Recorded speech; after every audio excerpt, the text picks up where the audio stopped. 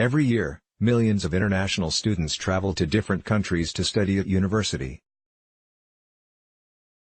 This, together with a lack of public funding for universities, has created an increasingly competitive market in which universities work directly against each other to chase students and the money they bring. This shift was heralded by the introduction of a whole host of performance indicators across the global higher education sector, which has become increasingly gamified with points and rankings, and winners and losers. And just as universities play against each other for the top spots on league tables, students are also taught to compete to be the most employable. For universities, the stakes in the game of the higher education market are high, but for students and academics, the stakes of a life transformed into a competitive game can be highly problematic. More students are dropping out of university because of mental health problems, and the mental health of academics is also suffering more than ever before.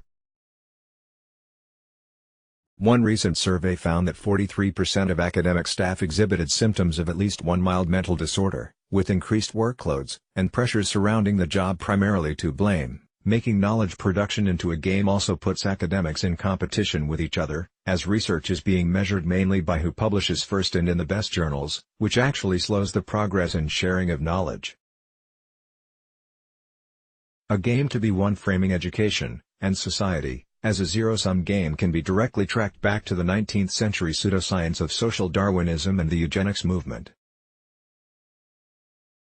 This reflected a view of life as a gladiatorial struggle, which has been dominant ever since, even when disproved by science. Tests and exams help to frame education as a competition to be won. Shutterstock. So despite all the evidence which shows the importance of working together and cooperation, many people still believe that competition is the most efficient way to organize society. This has led to the idea that education has to be competitive and only the best will win. And in terms of higher education, the myth of competition is perpetuated by a vision of education not as an element of the common good, but as individual, competitive advantage, a ticket to the top. Read more. Academics fear the value of knowledge for its own sake is diminishing the consequences of gaming student attainment, as measured by student outcomes and graduate employment after university, is now fundamental to university rankings, which in turn influences student recruitment.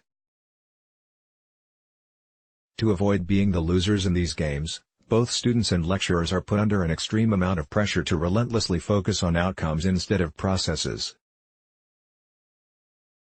This in turn impacts on another key factor, student satisfaction, as measured by linear scores in the National Student Survey. Research has shown that the need to top the scoreboard pushes academics into providing entertainment and services to the students as customers instead of challenging them to think critically. Think about the players. My research in the field of global higher education has shown me how entrenched this global game has become, but my research on playful learning has also shown me a possible way out. Play scholar Bernard de Koven highlighted two different ways of forming a community around any game: game community and play community. The game community is all about winning. The game comes first, it is unchangeable, and decides who is a worthy player and who is cast out. This is what we are seeing now, both in education and in society as a whole. The play community is the opposite. It's about the involvement of the players.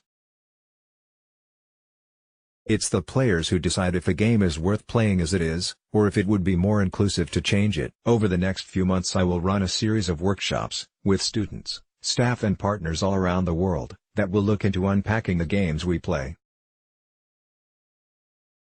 The hope is that these sessions should help to provide solutions and raise some important questions for the sector, directly from the players.